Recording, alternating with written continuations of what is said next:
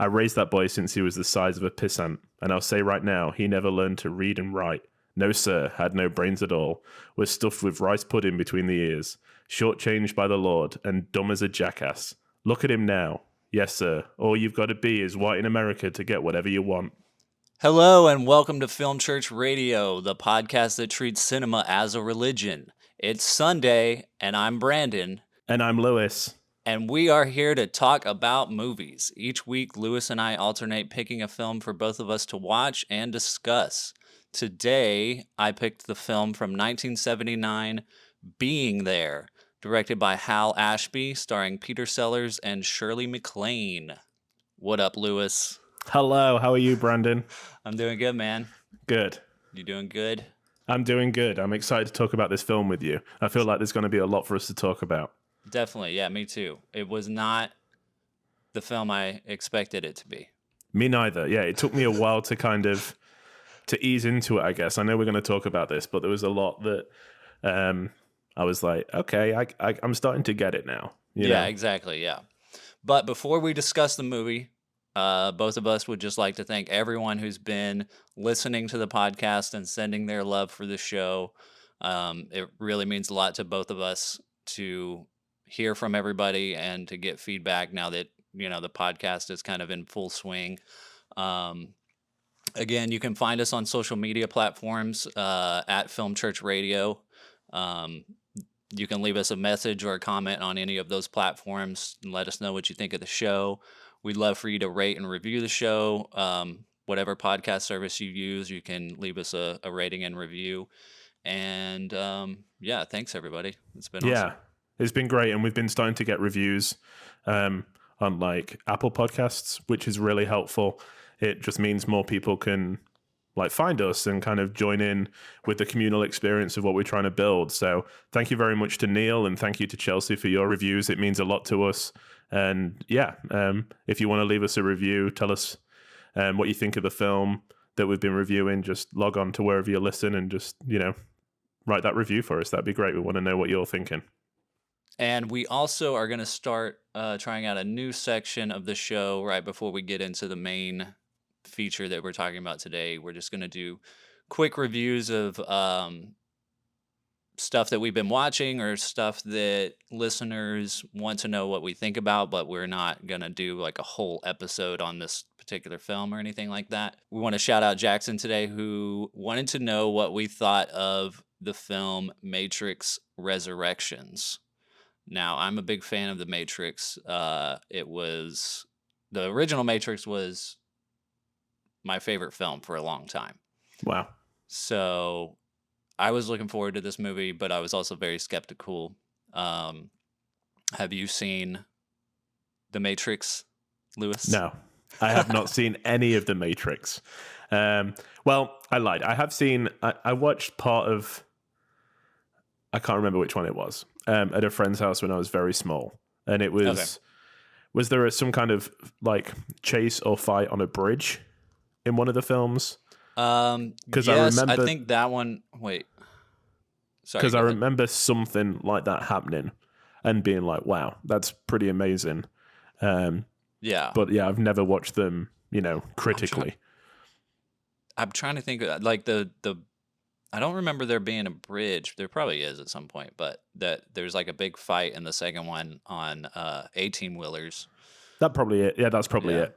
Okay. Yeah. I know that there was a lot of driving and stuff, but that stuck with me. But I haven't watched them. Well, I'm going to try to keep this mostly spoiler free, and this is going to be quick. But I was kind of halfway there for Matrix Resurrections, halfway like, we didn't really need this. It was cool seeing Keanu Reeves and Carrie-Anne Moss back. I mean, that's the main part of the film that I was there for, just seeing them back and like their love story, which is kind of secondary mostly throughout the films. I mean, it's more there in the third film, but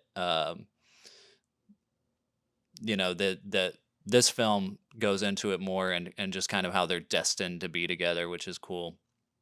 And they do this whole this is going to kind of get into spoilers a little bit here, but they do this whole meta thing where Neo is now hooked back up into the Matrix and doesn't know that he's Neo again. And Okay. he is the creator of this Matrix trilogy video game. Okay. And then throughout the beginning of the film, they're showing clips. It's supposed to be clips from the video game, but it's just clips from the movie. And so everything he knows about the Matrix, he thinks he created in a video game. Wow. Okay. Interesting. And then Trinity is there as a character, but she's, they don't know each other.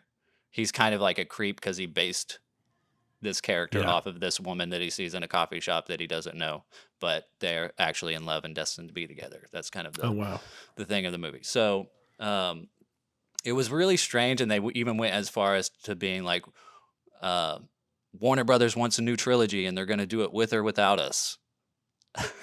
That's one of the lines in the movie. Yeah. So, it like off the bat, it was just like, what is going on? Like, what are they doing? It was really weird. But I'm a big Matrix fan, and like, it's cool to just see these characters back. I wish that going the meta route, that they had just gone all the way with it instead of doing a video game. Just literally make him Keanu Reeves, the actor who played Neo in these movies, and just make it our universe, and we're like, our universe is the Matrix. You probably have no idea what I'm talking about here, but no, that's okay. It sounds good. I basically gave it a 2.5 out of 5. So literally, I was halfway there for it. I don't know if they're going to do any more. I think so. They did a few years after the third film. They did this animation film called The Animatrix, which was like a bunch of short films done in different animation styles based in the Matrix universe. That was really, really good. And I think if they had done that with this movie, it wouldn't be getting as much hate. Like if it was a cartoon or something like that, that was like, here's a cool concept, But because they brought the actors back, and then they also didn't bring all of the actors back. Like Morpheus is played by somebody else. I mean, he does a good job, but it's weird. Yeah, I suppose when you bring original cast back, there's a certain level of expectation by everybody for it to actually, live up to the hype. Yeah. And I feel like Matrix is one of those films that everybody talks about loving that first one, but then the rest have been like, meh, whatever. They're not. And the first one just had so much impact. I mean, on like cinema, but also just the concepts and ideas about it, of what the Matrix is, were all very new, like virtual reality and stuff like that, which is kind of, way more mainstream now. I mean, the internet was still in its infancy back then, and then, so it's just a totally different time. So it's, we've got all these expectations that we put on these films, and sometimes it doesn't always live up. But just as a Matrix fan, it's like it was cool to see it. I would have been just as fine if they hadn't made it. So but I feel that way about a lot of films. Yeah, exactly. Yeah. So is there anything you've been watching this week that really stood out to you? Yeah, I've had a pretty decent week. So obviously being there, and then I watched the Ben Affleck, The Tender Bar on Amazon Prime, directed by George Clooney, and it was fine. It was very kind of, I call them like Sunday afternoon films. It's not really over, it won't change your worldview or anything like that. But it was a fun way to pass an hour and a half. And then I watched Brian De Palma's Blowout, which I absolutely loved. I thought that was really great. So, they were the ones I watched this week. Blowout had been one that I'd been wanting to watch for a while. So yeah, same here. Glad I finally ticked that off. Cool, man. Yeah. What about you? Yeah. I did watch a lot of films last week, right before we recorded, but we didn't talk about any of them. But then I also watched Licorice Pizza a couple of days ago in a theater, and I'm really glad I went and see it in a theater. And we'll probably talk about it in our quick reviews next week because I know you're going to see it. Yeah, on Monday. Yeah. So we'll get into that. Yeah. But today, you guys are here for being there. Yeah. Here for being there. That's right. Yeah. Thank you for being here. Exactly. This was a really good movie. I liked it a lot. Like I said, I didn't know. I'll just say real quickly what I thought the movie was going to be before we, start talking about it. But I thought it was going to be a film just kind of about life and death, and the journey of life. Like just from like the poster and the name, and I guess the knowing that this was like Peter Sellers' last movie and he died like the year after this was made. Yeah. I thought it was going to be like a very poignant film about life and death, and that's not what it is. No. Yeah. It's a comedy. Yeah. It's like a satire comedy about America. society. Yeah. America and society, and what did you think? So, like I said at the top of the show, it took me about half an hour to really kind of sink into it a little bit. At first, I wasn't quite sure what kind of comedy it was reaching for. I didn't know if I was allowed to laugh. Do you know what I mean? Yeah. Because my big worry is as soon as the character was introduced and you realize that he is, a bit of a man-child, I guess. Yeah. I don't know the correct way to phrase that. I get worried. I think instantly of Tropic Thunder and Ben Stiller's, I'm like, please, like it's got to be handled well, and so it took me a while to really kind of sink into it and be like, okay, these things are actually funny. I can laugh at these things. And in no short part, that was down to Peter Sellers' performance. I thought he was magnificent. I thought it was such a good, reserved piece of acting. Yeah. That the character, he was sympathetic, but he was also, you weren't laughing at him, which I thought was really important. There was no point that I was like, this is a bit mean-spirited, Right. But yeah, it wasn't how I thought it was going to be at all, from the poster and from the blurb and stuff like that, because I hadn't really heard much about it. And the poster I recognized, but to me, I felt like it was going to be a gardener that was out on his own, like finding his place in the world, I guess. Yeah. And it kind of is like that, but I thought it'd be a lot more grounded. Yeah. Yeah. I kind of expected him to, I was the same way. Like as soon as you find out that he's, like you said, kind of a man-child, that he, that it was going to be done distastefully. Because it's 1979, like, it's not the most progressive time in our history. And because I guess now he would have been on the autism scale, right?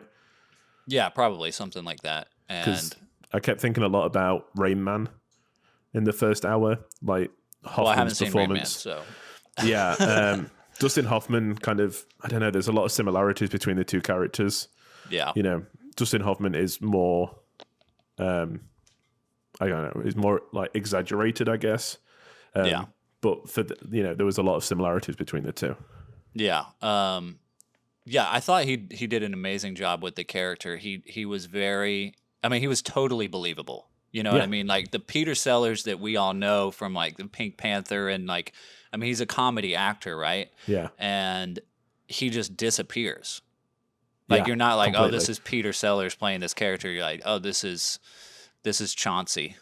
Yeah. This is Chance the gardener, Yeah. It was so believable, and he based the character, apparently, I don't know if you read this or not, off of Laurel from Laurel and Hardy. Mm-hmm. Like the way he spoke and stuff. Yeah, which I know you're big fans of. I've actually never seen any of their stuff, so yeah. It's like I guess supposed to be that character, but without the slapstick.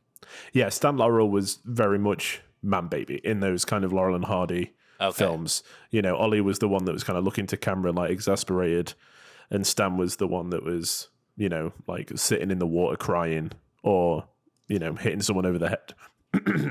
Yeah. So I can see it, definitely. I can see that comparison. Yeah. But yeah, I thought he was great. Like, it was, like you said, you're not ever laughing at the character. You're kind of laughing at everyone else and how dumb everyone else is. Yeah. You know? Yeah, exactly. And the thing I kept thinking of when watching this movie, because, you know, I just watched this like last week, was the movie Don't Look Up, which just came out on Netflix, which is also, you know, a commentary on American society. Yeah. And, you know, we might get into some spoilers on Don't Look Up here because I'm going to, you know, compare the two, I guess. Yeah. But you watched Don't Look Up, right? I have, yeah. I really enjoyed it. I know it got a lot of like critical flack, I guess, but no, I thought it was great. Yeah, I liked it. But I really feel too close to it, if that makes sense. Like, I feel it's a commentary on America right now. You know what I mean? And it's hard to tell sometimes what, you know, it's hard to laugh at the tragedy, I guess, that you're experiencing in the moment. You know, it's like you need some distance from it to, you know, it's like, you know, are we going to come out of this crazy time right now? You know, is America going to be better off in 20, 30, 40 years from now? Or is it going to, you know, are we going to look back at Don't Look Up and be like, this is still a horror movie? Yeah. You know what I mean? So it's, you know, I think I need some distance from it before I can really enjoy it more. It's either going to age well or not. I guess that's what I'm saying. Yeah. And this movie, being there, I think does age well. You know what I mean? Yeah. It's kind of the same thing where it's commenting on American society, and yeah, I think it does age really well. Yeah. No, agreed. There wasn't any point. I mean, there was some depictions of people that was a bit like out of the past. But for the most part, yeah, that was the thing that, well, you know, after the health aspect of it, I started worrying, like, you know, all of the racism that's in the movie is like is pretty in your face, and it, you know, it's hard to tell at first if this is trying to just point it out, you know, for the viewer, or if it's ignorant of it. You know what I mean? Like, are they trying to say something about the racism? Are they trying to say, that's the thing that I guess probably that we both experienced watching this movie, is in the beginning, it's hard to tell if the film was self-aware of all these things that it was putting in it, you know, and I think it is. I think it is too. I think that the cold open that we did, the quote at the top, I think that was when Louise, the character, said that, I was like, okay, they know what they're exactly. doing. Yeah, and I had the same thought. Yeah, it was like, okay, because you know, this whole time they were saying a lot about black people, but it was all coming from like a white perspective. Yeah, and then it was like finally they gave Louise like her line, and I was like, okay, cool, they gave her, you know, something to say. Yeah, and so that was really good. But yeah, what do you think the name means? The title of the movie means? I think it could mean anything. I think, you know, I think it could be a play on the not all there. You know, when people are a bit kind of, you know, it's not all there, but everyone is assuming that he's there. But then part of it is he was just in the right place at the right time. Yeah. You know, he was just there. And these things happened to him, and he wasn't chasing them. He didn't want this to happen. But by the end of the film, like, I mean, everyone knows we're going to get into spoilers, but like, presidential candidate, living in a mansion, got a wealthy, you know, woman by his side. He's hit the jackpot. You know, it's the American dream. Yeah, and all he had to do was be there. Yeah, that's exactly. kind of what I figured the meaning was. But I like your other idea of it, of not being all there, but, Yeah. but being there. Yeah. I mean, that literally just came to me when you asked that question, because the whole Well, time I cool. was That's like, a cool, yeah, that's yeah. cool. Yeah, that's awesome.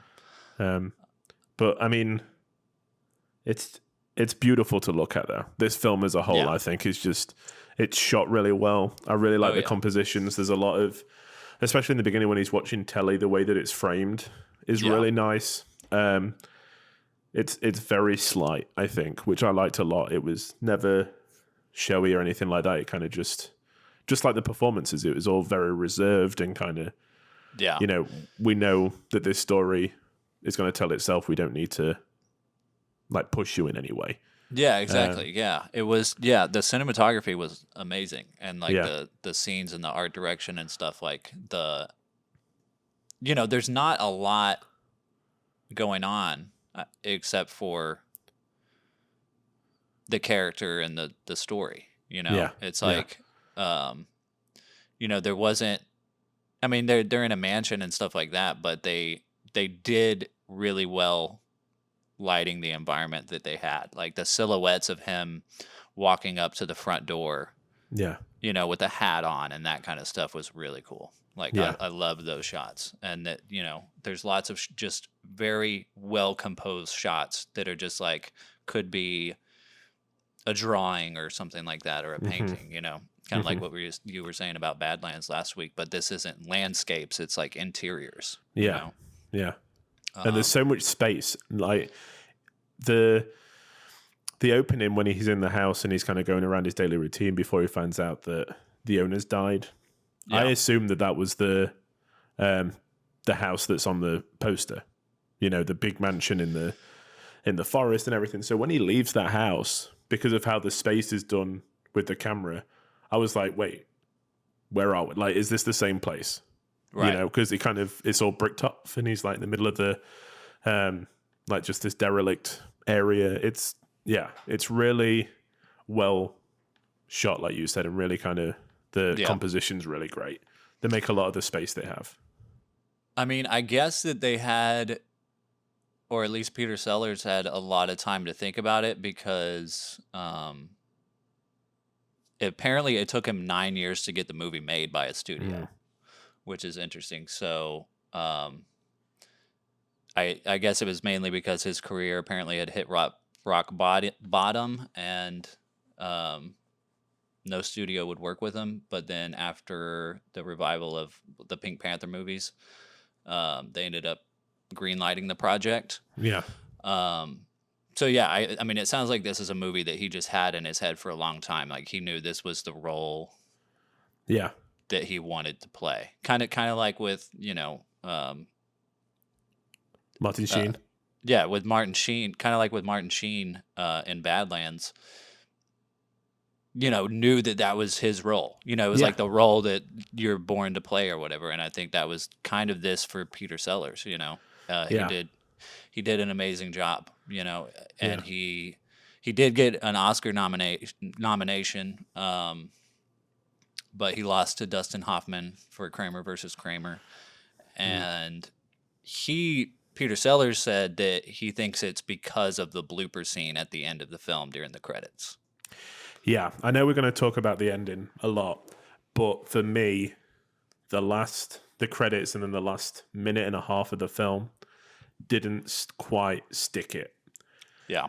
I felt it was just like this really, it was getting to an emotional point. Like you could see what this film was trying to say and it was kind of paying off. And then that last bit, I was like, okay, like what? Like, where's this come from? Yeah. And then with the blooper scene, I was like, okay, the rest feels like I have to disregard it now. It doesn't feel serious. Yeah. I don't know. I get where he's coming from. It did feel very out of place. Yeah. Well, apparently it wasn't really up to him. He tried to get that removed a lot of times, and they wouldn't take it out. And yeah, that's a shame. Yeah. It is. He probably would have won. Yeah. I mean, maybe. Who knows? I mean, the whole time I could not believe that this was the same person that was Doctor Strangelove in the wheelchair. Yeah. It's mind blowing to me. Just the over the top, the shouting and the, insane leg movements he does in that performance compared to this. It's just, any actor could have looked at this performance and been like, there's not enough there for me to kind of shine in this character. That he doesn't really get. I mean, he has like the one emotional scene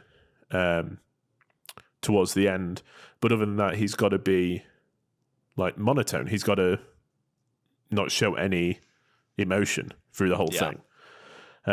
It's a tough performance to pull off, without being wooden and without, not being able to buy it, but he does it so well. Yeah. I mean, especially for a character or for a person who, society knows as being like Inspector Clouseau. Yeah. And, kind of just being this slapsticky, over the top comedian. To pull something like this off was cool. It was. But I think on the whole cast did wonderful. Yeah. I think that it was just, everyone was on their A game the whole way around. There was nobody that was kind of sticking out. Yeah. Yeah. As like, you don't fit there. Yeah. And I really like the just the tropes that you normally get being kind of like flipped a little bit. You have like an 80-year-old man who's dying with a wife who's half his age. And like, if I said that to you, you'd be like, okay, she's probably a gold digger. She's probably there waiting for him to die. And I didn't feel like that at all. You really felt that connection. You felt that this was a marriage, not just a relationship. Yeah. And that's not easy to pull off. They didn't have that many scenes together. Right. Yeah. But you could tell that those two characters were in love, and that it was a modern love, because she says herself that he's okayed the relationship between Chance and Eve. Yeah. Yeah. So it's one of those, progressive relationships, and she just wants that contact. But I found it so refreshing, dude. Like, everybody is like over the age of 35. Everybody is like an adult in this film. It's so great to like have these characters that you don't really see all the time. Yeah. Yeah, because that's a good point. Yeah, because most films these days are like, if they're putting any money behind it, it's being targeted towards teenagers. Yeah. Exactly. Teenage humor and just like the same tropes and things that work for teenagers. Yeah. And they just do it over and over again. But yeah, this is like an A-list cast, adult film, but it's not, I'm sure it was rated R, but it's not like, it's not like a ton of cussing. It's not like a ton of, there's no nudity or anything like that. I mean, it's adult humor. There's lots of adult and suggestive humor in it, but it's not, it's not that rated R cash grab either. It's a very like, it's there for a reason. Everything is there to tell the story. Yeah. Not just for like a punchline or something. You know? Exactly. I thought Shirley MacLaine was amazing in the movie, and I haven't seen her in a ton of stuff. I mean, I've seen her she's in one of my favorite movies ever, Bernie. And she's a lot older in that, because that was done in like 2012, I think. Yeah. But I haven't seen a ton of her films, and she was really good in this. And she was, I'm being more conscious of what I'm watching lately, because, well, especially if we're going to be doing a podcast about it, but like, about halfway in the movie, or maybe more, I was like, she's good, but she's, she hasn't really done a lot. She hasn't had any like good scenes that show off her acting or anything like that. And then towards the end, you really get into it, because you've got the scenes where she's like trying to be intimate with Chance. And she's amazing. Yeah, hilarious. She's so good. Yeah. Just that juxtaposition of like, oh, I'm shy, and then next second rolling around on the floor. Like, it's brilliant. It's so good. Shirley MacLaine like really stole it for me. I love The Apartment, the Billy Wilder film that she's in with Jack Lemmon. That was 19 years before this. So 1960, so it's a different part of the career is what I'm trying to say. Right. And she's still as like luminous on the screen and, like playful and smart, beautiful. She's the whole package in this film for me. Yeah. I think that she was just wonderful, so great. And her performance is very subtle too. I'm going to say that word a lot, I think, but especially when she first kisses Chance in the hallway, and then she like coyly kind of backs down the hallway, but she's like, it's like a schoolgirl. It's such a great kind of like way to portray that emotion of like, excitement and exactly, because it's like if there's so many points in this movie that I was just like, okay, here's the moment where they figure out that Chance is not the person that they think he is. So many times, but every single time, and I guess I should have expected this maybe, but like I totally just bought into the whole thing. Every single time that you're like, oh, now they're gonna figure it out, they don't. You know what I mean? And that was one of those moments when she kisses him where I'm like, he's not giving anything back to her. He's not showing any emotion or interest in this kiss at all. And she's still just like, like you said, she's just like a little schoolgirl backing up and stuff. And it's like, and she sells it, like all the actors like sell those moments to where you believe that, not that they're, I mean, I a lot of the points in this movie, I think, is that everybody is supposed to be kind of stupid. They don't they don't recognize what's really going on. But I didn't really feel that a lot of times. It wasn't like I thought the character was stupid. It's just like they're just oblivious, or I don't know. Because I think that a few times that when he is on those stages, when he does the TV show, it's very obvious to us, you're like, he's just talking nonsense. But like, there's a few times I was like, but they are putting it together themselves. You can tell that the interviewer is like, so you're saying that this is that America is the garden or whatever. And like, it's totally believable that people would be like, yeah, he's telling the truth, Yeah. But he's just talking about weeds. Yeah. I love the part whenever like the president, he's trying to get Chance's background information, and one of his people is just like, the FBI and the CIA destroyed all of his background files, and neither one of them will like they're both denying it. I just love the we had his suit analyzed, and the place that it was made burnt down in 1922, and like his underwear are 100% silk or whatever they say, but they stopped making them in 1948. It's brilliant. Yeah, it's great. And then we had, so actually, we were talking about Melvyn Douglas earlier, and Shirley MacLaine. They're the Melvyn Douglas plays the 80-year-old gentleman who's like dying, and Shirley MacLaine is his wife. He won an Oscar for that role. Actually, he got Best Supporting Actor for that, which I was kind of surprised by. I mean, not that I didn't think he did a great job, like he was great, but for all of the, for him to get one, I guess, and like Peter Sellers and Shirley MacLaine not, it's just kind of weird. I mean, Shirley wasn't even nominated. Exactly. And I don't think, when I think of like Oscar-worthy performances, the memorable ones, right? That's what comes to my head. And I don't think his performance is going to be more memorable than Shirley MacLaine's or Peter Sellers. Yeah. But I mean, you got that warmth straight away. It is, again, it's a tough role to play because, again, he doesn't have a lot to do. He's either in bed or in a chair, Yeah. And you get that kind of warmth and like belief. the memorable scene for me with his character was whenever he does get out of bed for the first time and they're all having dinner together for the first time. Yeah. And he's asking Chance questions and stuff.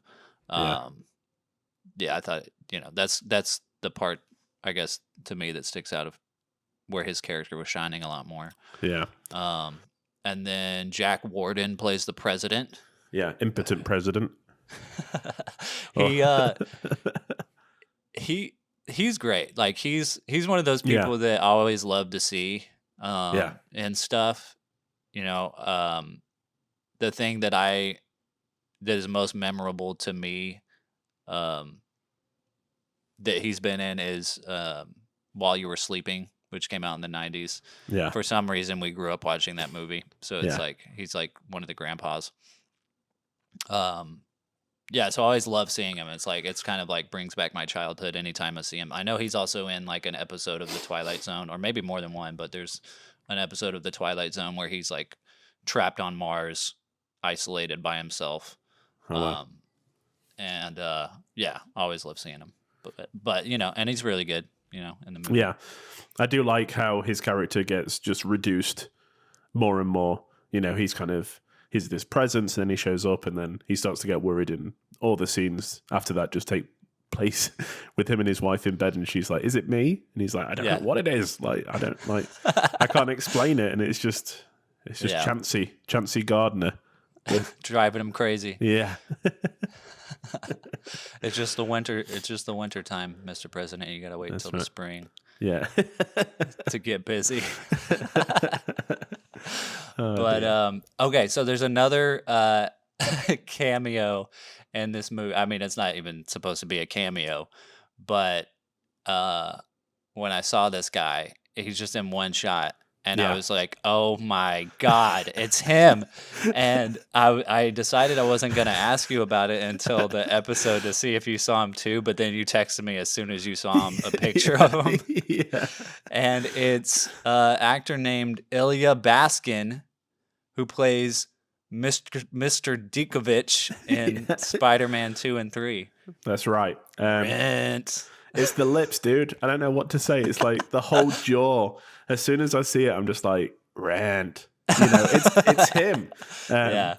And he's not in it for very much, but... No, he's literally like, the shot is like, I think the shot is of somebody exiting the room at this party. It's like a political dinner party. Yeah. And so the shot is just panning, you know, across the room. And literally he's just at the end of the shot, like, and he's just like drunk. And he's just standing there drinking. And he's young as hell. Yeah. Like, that was the other thing is like, he's like 20 something or something like that. And I was like, it's him. Because normally I have to kind of do a bit of digging and be like, where do I know this person from? But as soon as I saw him, I was like, yeah, dude, it's Spider-Man 2 and 3. I know who that is. Oh, man. Our love for Spider-Man is seeping in everywhere. I know. Everywhere. Yeah, that was awesome. So what did you... What? Go ahead. I was going to say, what did you think of the music in the movie? I like the music a lot. It was a nice break from the constant bombardment of television, which was very... I felt like a lot of times, I know they were commenting on, you know, America's kind of dependency on the television set, but there's a lot of times that we held on the television for a long time. Like the scene would end, and then it'd be like, here's 20 seconds of Sesame Street, or here's 20 seconds extra of the Basketball Jones song. And it was kind of like, okay, like, you know, at the end of it, I was like, I'm seeing enough television already, and we're only about an hour in. I don't want to see any more television. So, but the music was a nice departure from it. From that, yeah. I mean, as far as like the television stuff, it didn't bother me so much because it kind of helped me. It seems like it kind of helps frame the film a bit. You know, it's like, because, you know, like for both of us going into it, we were like, what is this about? What are they trying to say? And like holding on the TV stuff kind of is helping shape what America, what you can look at as America from an outside point of view, I guess, you know? So yeah, holding on to some of those kind of, I think we're helping commentate on it a bit, especially the Basketball Jones song, which was like pretty racist. And I was like, this has got to just be made up. Like, this can't be real. And I looked it up, and I mean, it is real. And it's a Cheech and Chong song. Cheech and Chong wrote that, and that's Cheech singing. Oh, geez. I was Wow. like, what? And Yeah. I mean, obviously very different time.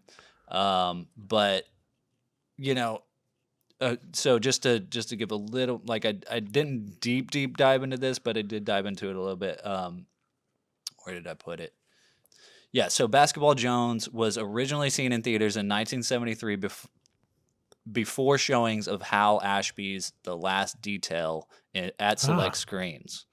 It can be seen during the 1974 film California Split, directed by Robert Altman.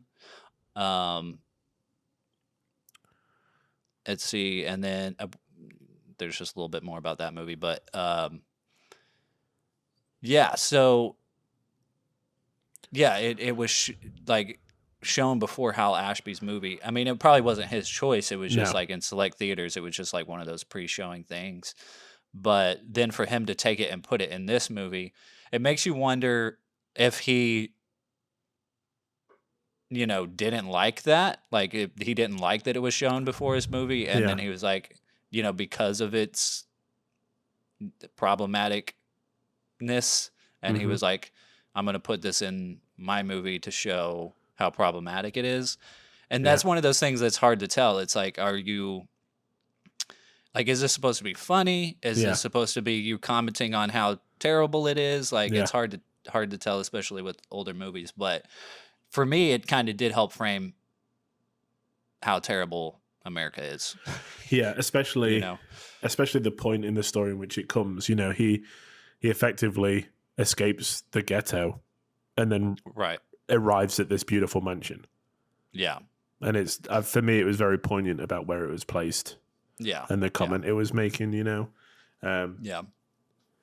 Yeah, it's... I know what you mean, though. I don't know whether it was supposed to be funny or not. I hope not. I really hope not. Exactly. But, yeah. But, I mean, as far as other music, like the thing that really stuck out to me was the song from 2001, Space Odyssey. Yeah. Which you've seen, right? I have seen, yeah. Okay. But yeah, it's the opening song from 2001 Space Odyssey, which is, I'm sure a lot of people know, but it's funky. Yeah. And it just comes at a time when it's really cool. Cause like the movie, it's right at the beginning, not right at the beginning, but at the beginning of Chance's journey of leaving the house, of being abandoned and having to leave this house and going out into the world. And it kind of gets the tone of the movie going, because at the beginning of the film, you don't know, I was expecting like this to kind of be just like a drama about life. Yeah. I didn't know it was a comedy yet, but then once he goes outside and you get like this funky 2001 Space Odyssey music going on, it was like, oh, this is cool. This is going to be really interesting. Mm-hmm. And also about the dawn of man, right? Is the comment on him kind of coming out of his primitive form, I guess. Yeah. So really well used, and yeah, definitely. When that starts playing, it definitely makes you sit up, because I was like, where is this kind of going? He's being kicked out, and then that music came in. I was like, oh, here we go. This is gonna be. This is where we're kicking off. Yeah.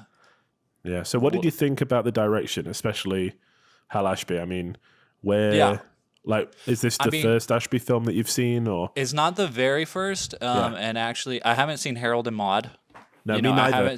I haven't seen like some of the signature films that he's known for, but I have seen Shampoo from 1975. Have you seen that? I haven't, but okay, it's on Criterion. I think I watched it on the Criterion channel.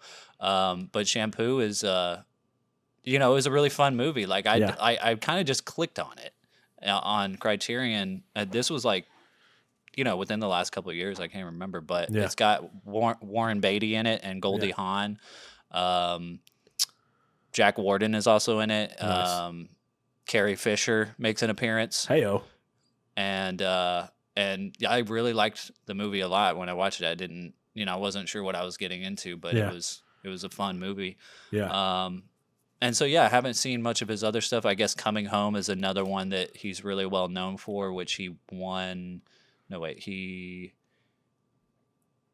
it win Best Film? It might have won Best Film. I think he was nominated for Best Director. Yeah.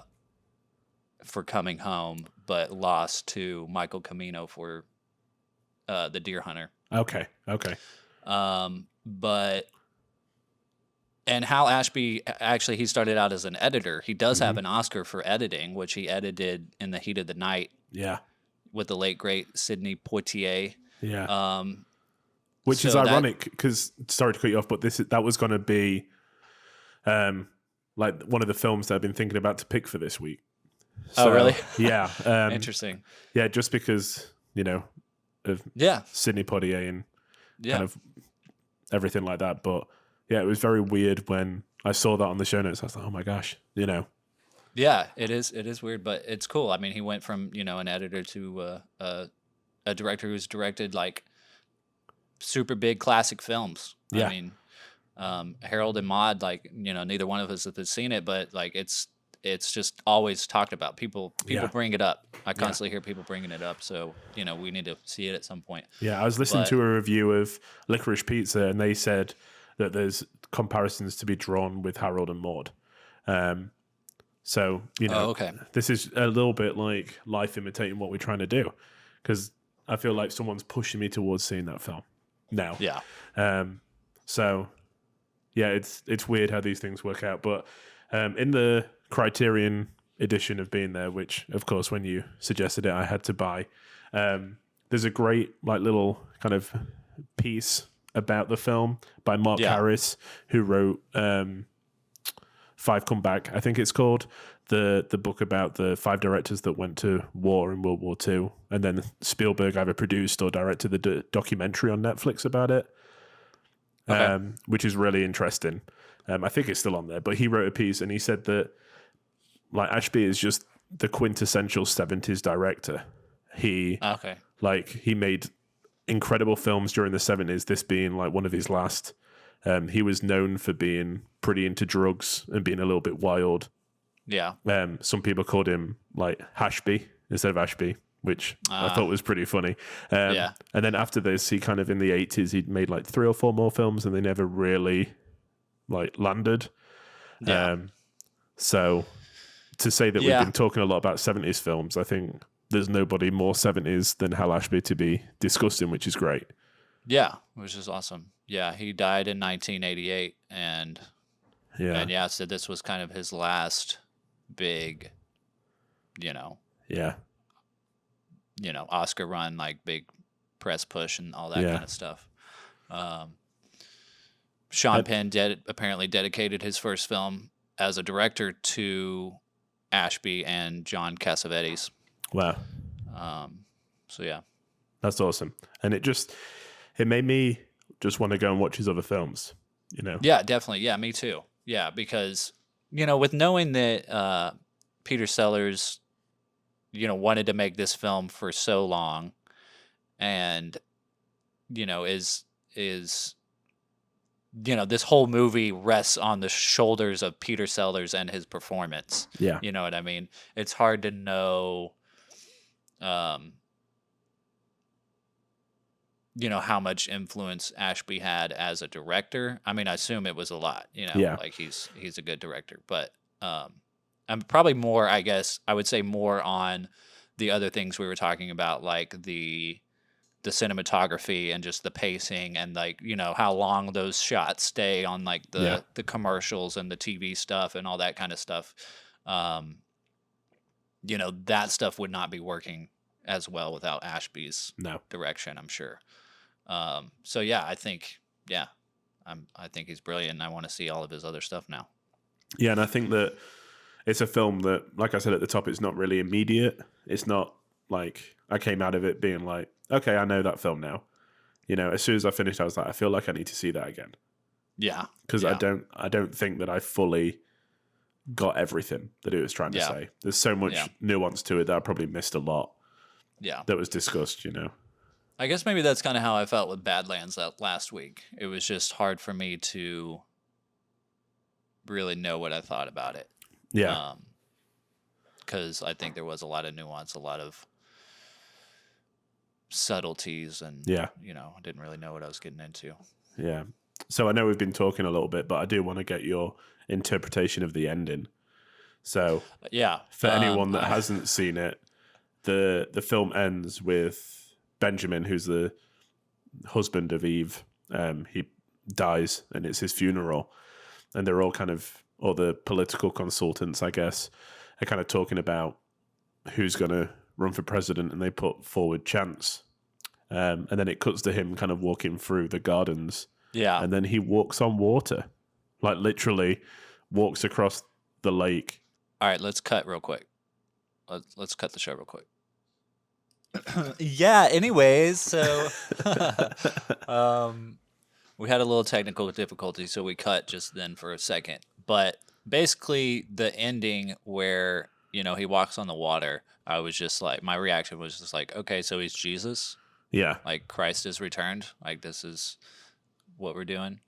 Yeah, and I just think it was probably like one of those things where like the whole movie you're supposed to be interpreting what's going on, you know, as a viewer, and it just, the movie requires you to interpret it how you want, how you need to, or think it should be, and that's just one of those things that's like, I don't, it feels like a gotcha moment. Like try to figure this one out, you know, like I don't know if there was a point.